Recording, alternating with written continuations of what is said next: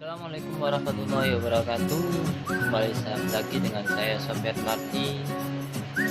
Kita akan melanjutkan menjawab soal pertanyaan ketiga, yaitu paparkan analisa Anda bagaimana strategi dan adu kreatif wirausaha muda dapat bertahan di tengah pandemi COVID-19 ini, serta bagaimana jejaring wirausaha muda dapat menyelamatkan sektor UMKM. Dari analisa yang saya buat, yang pertama itu para pengusaha muda memiliki strategi bertahan di tengah pandemi corona. Penjualan yang tergerus selama pembatasan sosial berskala besar atau bisa disebut juga PSBB membuat mereka harus lebih kreatif mempertahankan bisnis.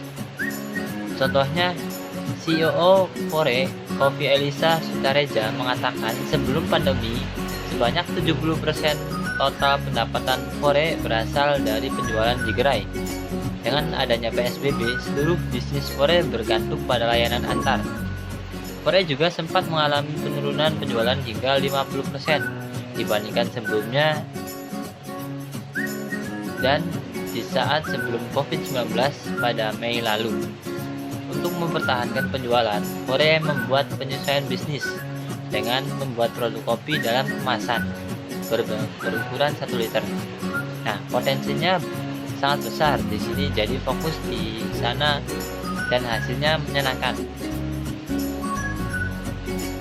Ide tersebut tercetus dari hasil diskusi bersama dengan pengusaha kopi. Sebagai besar, pengusaha tersebut juga melakukan transisi pada konsumsi rumahan. Seiring dengan hal tersebut, penjualan Fore melalui layanan pesan antar memiliki porsi 50%. Selebihnya penjualan Fore juga didukung oleh penjualan di toko atau di gerai.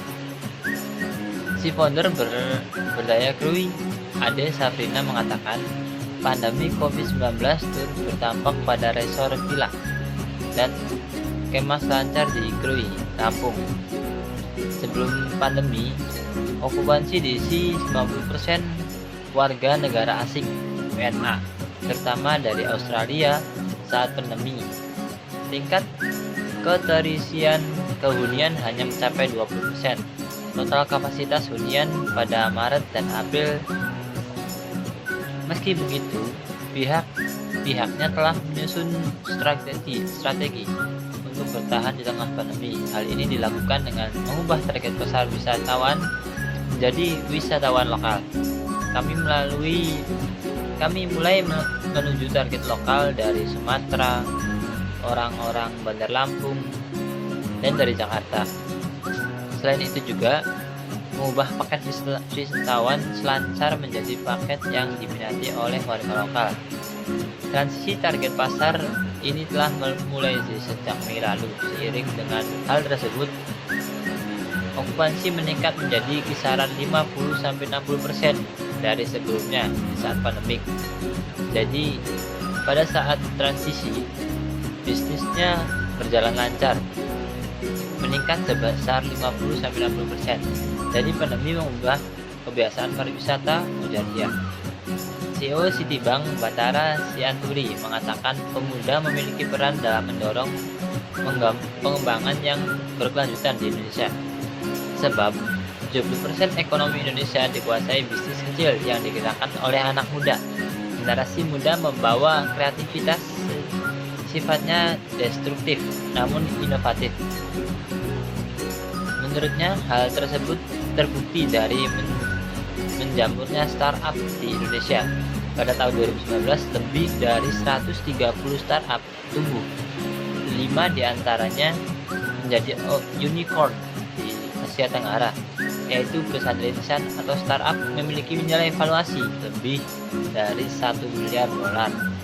Oleh karena itu, Citi Foundation bergabung dengan United National Development Program atau disingkat UNDP untuk membentuk YOCO Laboratorium.